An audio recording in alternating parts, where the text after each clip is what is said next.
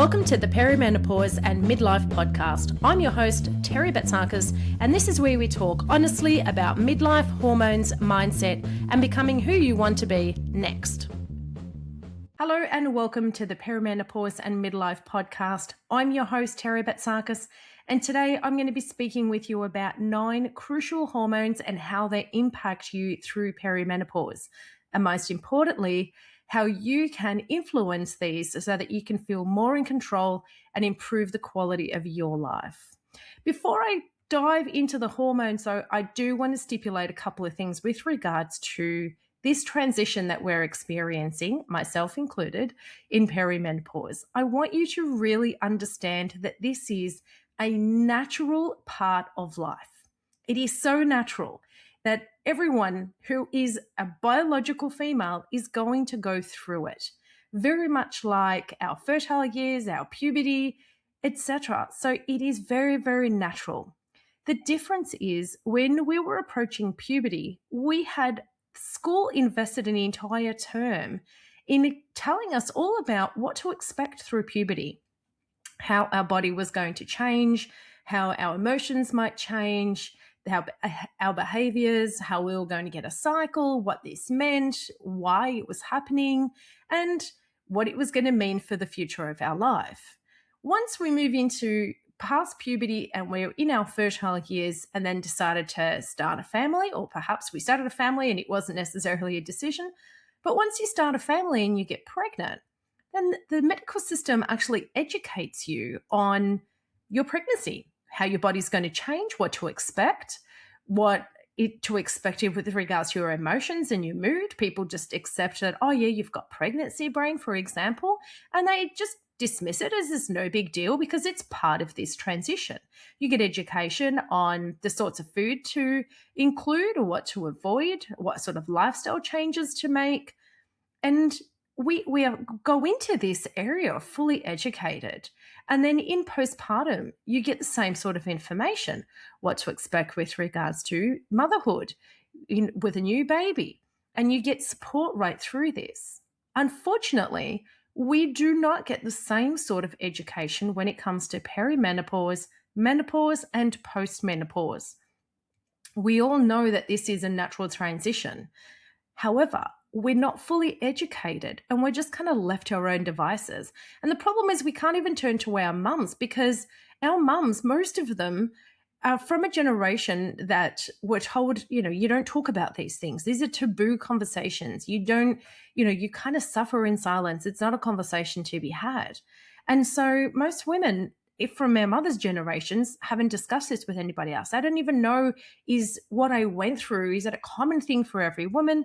I've spoken with my mum and she went through early menopause because hers was through surgery at 35. So even if my mum wanted to talk to me about it, in my situation, I couldn't even ask her because she didn't go through natural menopause. So I don't have anything to go by. And for many women, we are all experiencing the same sort of thing. So I do want you to understand this is a natural transition. And thankfully, it is becoming more conversational and there's a lot more information that is starting to come out, which is very exciting. But in the meantime, I want you to understand your body is not broken. It's not busted. You're not a freak. There's nothing wrong with you per se, right? Just because you're going through perimenopause. And I say per se because unless you have a specific health issue, there is nothing wrong with you. You're just going through a natural part of life's transition. All right, enough of that. I'm going to delve right into our hormones now. And the first one I want to address is estrogen, which is a common one. Most women know that, estrogen's kind of taking a dive at this point. Estrogen has lots and lots of functions, but some of the many key functions of this hormone involve controlling your metabolism, how your fat is distributed, your bone density, so your bone health, your brain function, skin health, your libido, your mood, and your cardiovascular health. And so as estrogen fluctuates and declines, many things that women experience include belly fat increasing, hot flashes, mood swings, brain fog, fatigue, anxiety, reduced libido, skin and hair changes, vaginal changes, and even urinary changes. So if you're experiencing any of these, this is quite natural. Now, please understand there are many symptoms. So you may be experiencing things that I haven't listed there. And so always check with your health practitioner in case there's anything there that is related to perimenopause or perhaps not. And so if there's something of concern, please always seek help for that. Now, estrogen helps you regulate your insulin sensitivity and your metabolism, which is one of the reasons why weight management does become a little bit difficult through midlife. And often women saying things like, but I haven't changed anything, and why is my body starting to, change? But I'm still training the same, I'm still moving the same, I'm still eating the same, but things are changing. Now, you consciously may not have changed anything. Your lifestyle and your behavior may be exactly the same.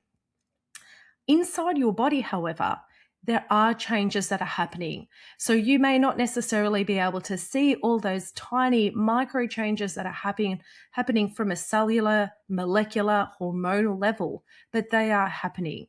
And so this is where then our lifestyle and habit changes need to also be included. The next hormone I want to talk to you about is progesterone. And so progesterone is often referred to as our calming hormone. Some of its key roles include sleep quality, nervous system regulation, emotional stability, anxiety levels, so controlling your anxiety levels, and reducing inflammation. It's often one of the most first hormones to decline during perimenopause. It starts declining before estrogen does, usually.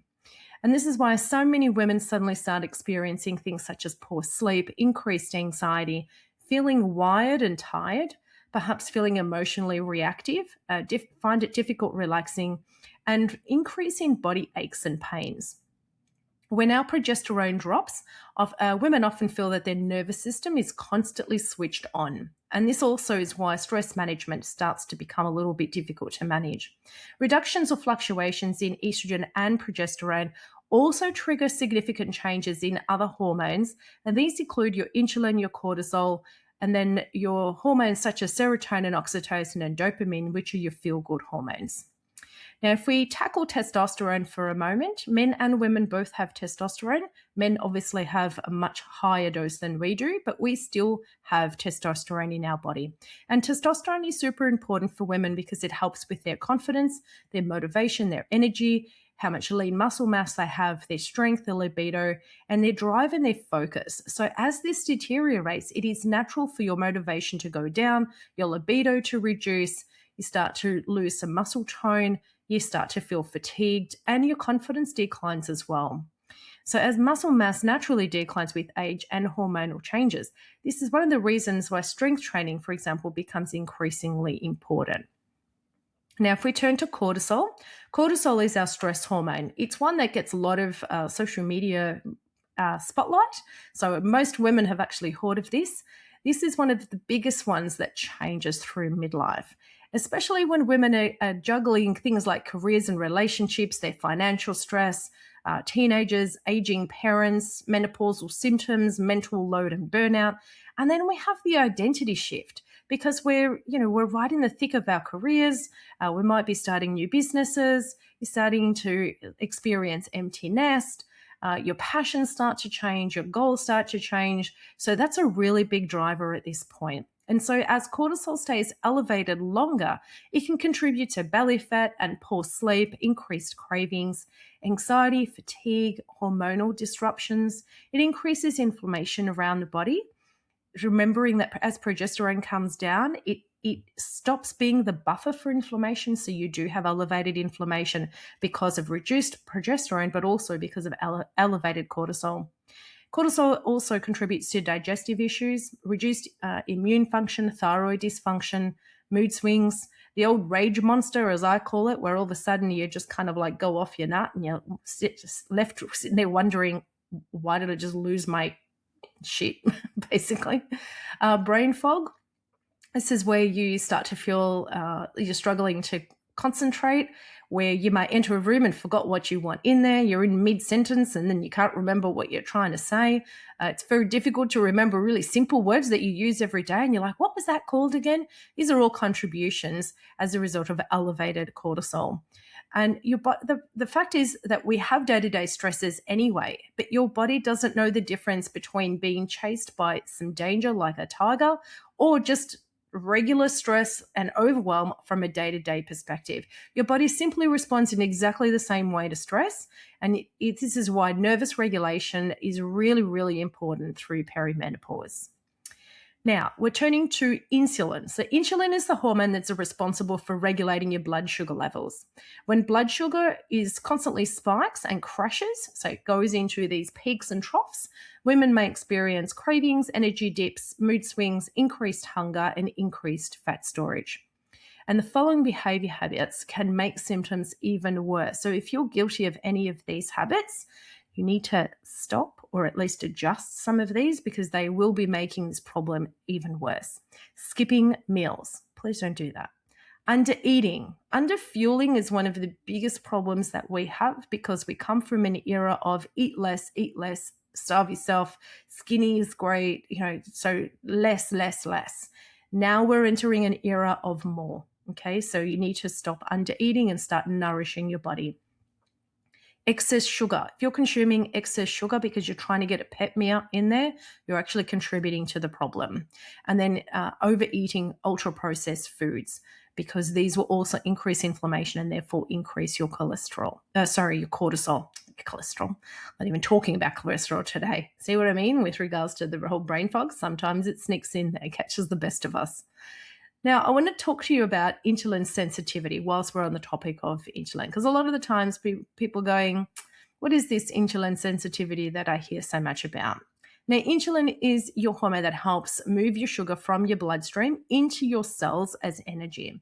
And if someone is insulin sensitive, their body responds very, very well to this insulin, and it helps them maintain their energy, their blood sugar, and it helps maintain their weight management.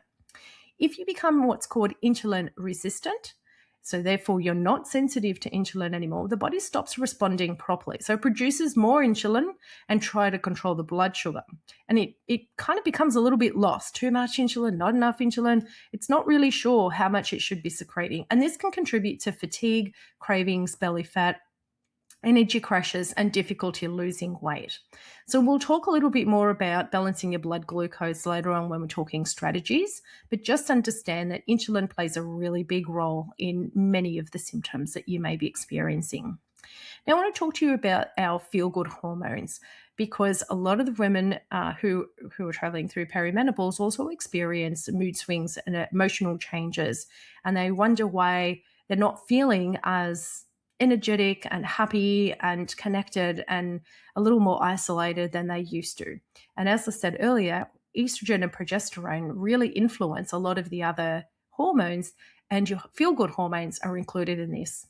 So the first one is serotonin, and serotonin is one of the brain chemicals that's responsible for your mood, your emotional well-being, motivation, confidence, feeling calm and emotionally stable. Fluctuating hormones can impact serotonin levels, which is one reason many suddenly start to feel flat, emotional, more anxious, less resilient.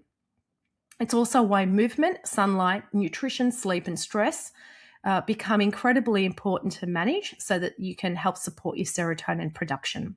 Now, dopamine is also a brain chemical that's responsible for motivation, reward and pleasure, focus and concentration, drive and ambition, and feeling excited and energized. And fluctuating hormones can impact your dopamine levels, which is one of the reasons why you might suddenly start to feel unmotivated, feeling a bit, not so fabulous, right? The old meh feeling, easily distracted, mentally foggy, and less excited about things that once upon a time you used to get really excited about. It's also why movement, protein intake, sunlight, sleep, stress management, and doing enjoyable, rewarding activities becomes incredibly important because they all help to support dopamine production naturally. The third one is your oxytocin. Now, oxytocin is responsible for connecting and bonding. I call it the love hormone, right? So it's that it boosts up your self-love and love for others. Feeling safe and supported, trust and intimacy, emotional connection, calmness, and stress reduction. So hormone changes here can have you feeling stressed, isolated, and overwhelmed, and can impact your oxytocin levels quite a lot, which then makes you feel a little bit disconnected, more emotionally sensitive, less affectionate, more stressed and anxious, less supported and emotionally fulfilled. So this is where also you might find it harder to feel aroused. So this is a contributor there. This is why social connection, laughter, physical touch, supportive relationships, kindness, community become incredibly important. They all help to support production of your oxytocin. Then we have melatonin. This is our last one that we're talking about in our 9. Melatonin is your sleepy hormone. It helps regulate your circadian rhythm, which is your sleep-wake cycle. Now, unfortunately, during perimenopause, melatonin production can become disrupted, and you might feel that you're finding it difficult to fall asleep. You're waking through the night. You're waking up feeling unrefreshed. So you may have had a really good sleep, but you're still waking up feeling unrefreshed and still fatigued in the morning. Now, poor sleep that impacts cortisol, insulin, your hunger hormones, and your mood hormones. In fact, sleep impacts almost everything. So sleep is one of those things that's really, really important for us. Now, understand that every single one of these hormones are interconnected. I want you to really understand that hormones do not work in isolation. They impact each other. So if you have a pillar that moves one hormone, it's going to domino affect all the other ones. So adopting healthy lifestyle habits in the 5 pillars really helps those hormones work efficiently and synergistically. And the 5 pillars that I'm going to talk to you about shortly are nutrition, movement, hydration, sleep, and stress management. So I'm going to talk now about some practical, lifelong, sustainable habits. And this may, for some people, feel a little bit overwhelming because I'm going to give you lots of different ideas. But what I want you to start with is one thing. Choose one thing out of this list. Yes, everything kind of is interrelated. But instead of looking at the entire elephant, I want you to take one bite at a time. Okay, that's how you eat the elephant, one bite at a time. So choose one thing out of the things that I'm going to present to you and practice that for a week. In your second week, add one more thing. So choose something else and add it in. So keep the first one and then add in the second one. And then the third week, we're going to keep the first one and the second one and the third one. So think back to when we were at school and we played the game of I went to the market and I bought an apple. And the next child says, I went to the market and I bought an apple and a mandarin. And the third one says, I bought an apple, a mandarin, and some cherries. This is called compounding. And so what that does is, as you add one at a time, over the year, you are going to make 52 changes. That's huge. So please, once I start going through all of our practical ideas, please don't feel overwhelmed. Pick one thing for this week, focus on that, and then just build on it. If this podcast is resonating, I'm Coach Terri Batsakis, a nutrition, mindset, and health coach for women navigating perimenopause and midlife. I support women in managing hormonal symptoms, feel more at home in their bodies, and move through this phase with confidence and clarity. If you need support navigating midlife, you can find out more about working with me at terribatsakis.com.au. All right, the first pillar I'm going to discuss is nutrition. Nutrition helps you balance your blood glucose. It helps reduce cravings. It balances your insulin levels and improves insulin sensitivity depending on what you're eating, which is why this is so crucial. Your hormone synthesis, it improves your sleep. It reduces your vasomotor symptoms, which is your hot flashes and your sweats. It increases your energy. It nourishes your body and reduces inflammation. These are just some of the things that nutrition does for your body. Now, my suggestions here, and these are coming through clinical and scientific studies, okay, to balance off that blood glucose, which has a snowball effect on so many other things. Eat meals rather than snacks. Eating 4 meals a day, every 3 to 5 hours, depending on how long you're awake for and how energetic you are throughout the day. Eating 4 meals a day, 3 to 5 hours, so every 3 to 5 hours, rather than having snacks, really balances that blood glucose. It also helps your cells utilize glycogen efficiently so that they're not always full and so that you're not storing excess body fat. Protein is queen, so try and choose a serve of protein on your plate first. Before you do anything else, pop protein on there first. She's the queen, and then complement it with all the other beautiful nutrients. Include in vegetables, lots and lots of vegetables, because we want to make sure that we increase our fiber intake. Most women in midlife don't get anywhere near enough fiber, which is so super important for your gut health. Now, your gut health influences everything from hormone synthesis to how your brain functions, how your heart functions, and then your body composition, amongst just a few things. Your gut is really the brain of the body. Complex carbs, cycle them around your exercise.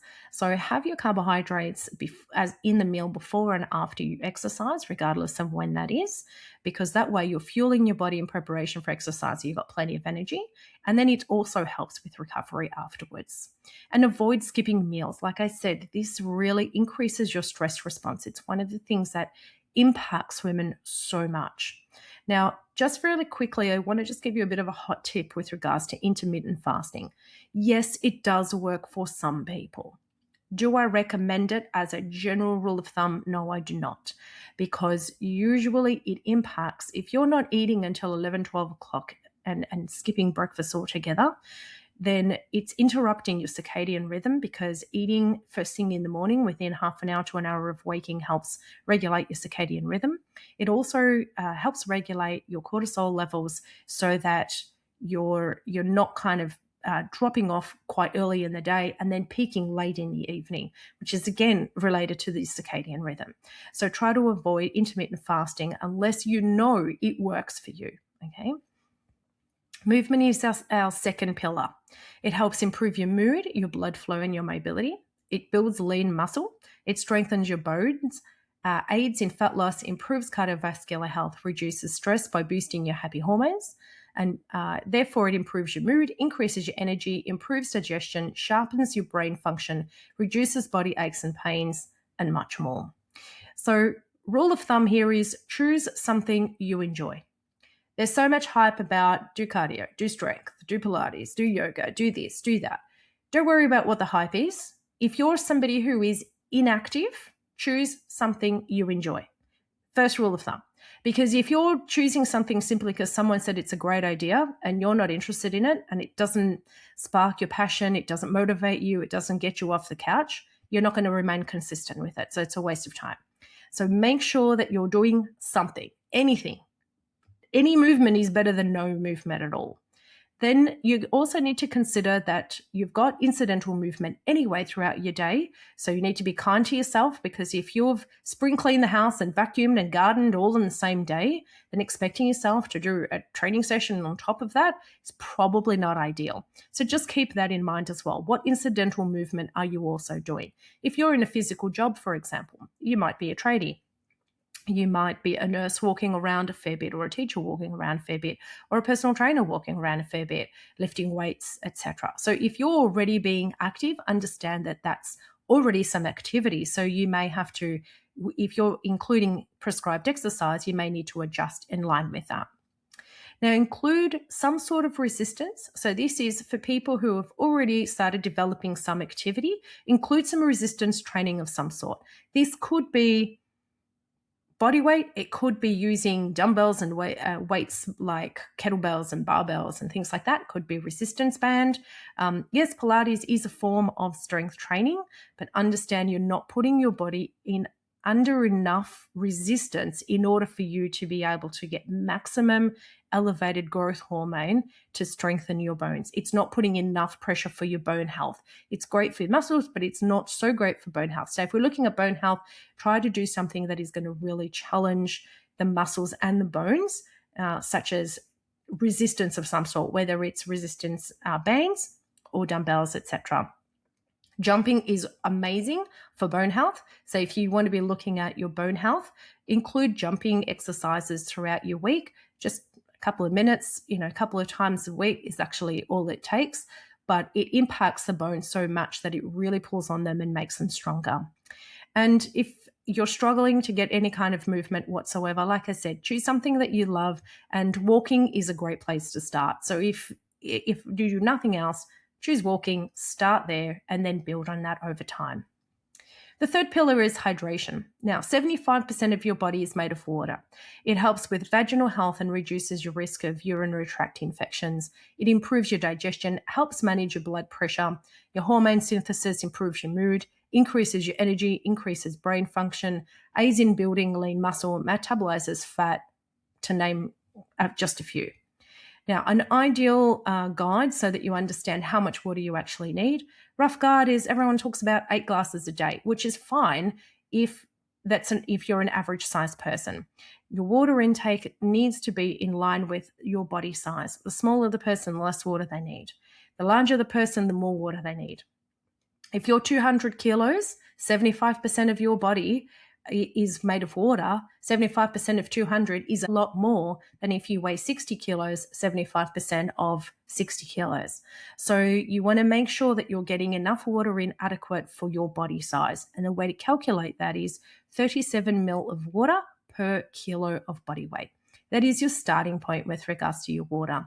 If you're going through hot flashes, if you're exercising, it's a hot day, anything where you're perspiring or having huffy puffy, where you're breathing quite a lot so that you're exhaling water in your breath as well, you will need to increase your water intake by 1 to 2 glasses there as well. Now, the simplest way to do this, if you're not drinking enough water now, so let's say you need to add an extra litre once you've done your calculation, rather than just automatically going a litre straight away, because if you do that, you will be running to the toilet quite a lot and you'll kind of be peeing out all your nutrients anyway. So we won't want to do that. We want to build on it slowly to give your body time and for you to adapt as well. Give your body time to adapt so that it regulates, so then you're not running to the toilet every 2 seconds. You're actually utilizing the water for what it's serving. And so the easiest way is start wherever you are, and then you can add just 1 glass of water a day. Do that for a week, and then in the second week, add a second extra glass, and so on and so forth. Alternatively, if that is too much as well, simplest way that I always recommend for my clients is when you're drinking, have your drink. When you're about to put your glass or your bottle down, have 1 more sip and then put it down. And you'll be surprised how accumulative that actually is. Our next pillar is sleep, and it helps your body feel rested and recover so that it functions optimally right throughout the day. And if your sleep falls apart, everything else falls apart as well. So the best trick that I can give you in order for you to start feeling refreshed in the morning is to get rid of your snooze function. Get rid of it. Don't snooze 3, 4, 5 times, because when you're doing that, you're confusing your brain. Oh, we're waking up because the alarm's going off. Cortisol. No, we're snoozing. We're going back to sleep. Oh, melatonin. Cortisol, melatonin, cortisol, melatonin. You're confusing your brain. Big time. Choose what time you have to get up. Set your alarm. Soon as it goes off, you turn the alarm off. When it comes off, you stand up straight away. Don't even sit there for 1 second to think about it. By the time you go for your first pee, you're wide awake. That's the easiest way that I can get you to start feeling refreshed first thing off the bat.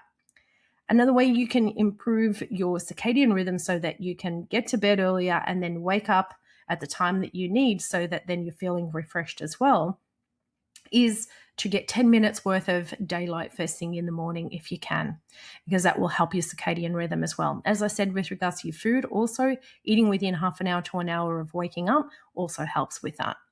Go to bed 8 hours before you are due to wake up. Have a regular wake up time. And so that way you can then count backwards. That's your time that you need to go to bed. If you're a coffee drinker, try and avoid caffeine after 12 o'clock lunchtime because it does impact the quality of your sleep. And then just try and avoid electronics before bed.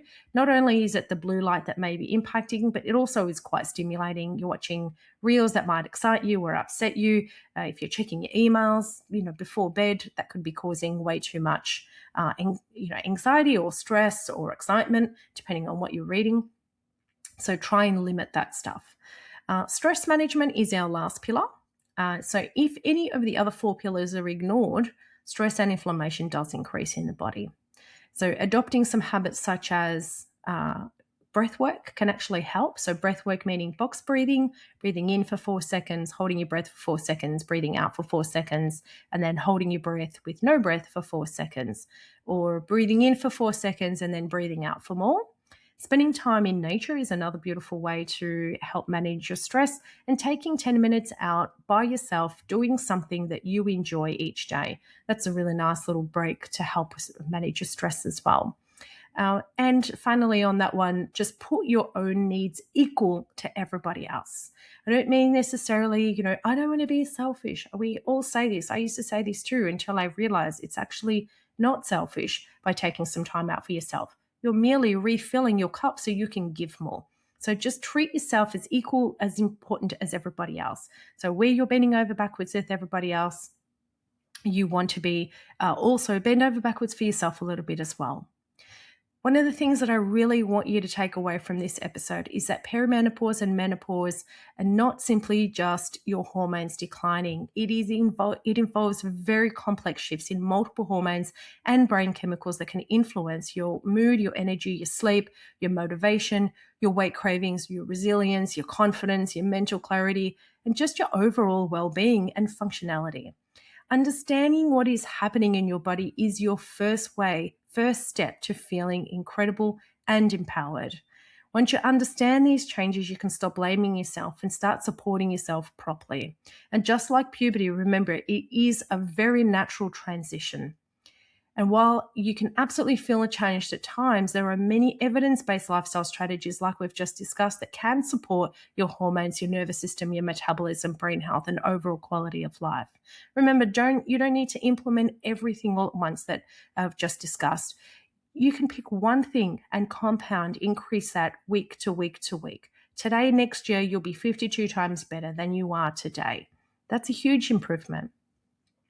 My hope is that this episode helps you feel more informed, validated, supported, and in control, because it's your right to be educated on your body and have a full understanding and support through this stage of life as well.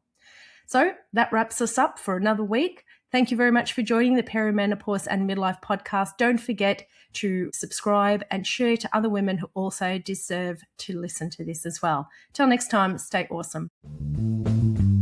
Thank you for listening to the Perimenopause and Midlife podcast. Join me next time for more honest conversations about midlife and what's possible from here.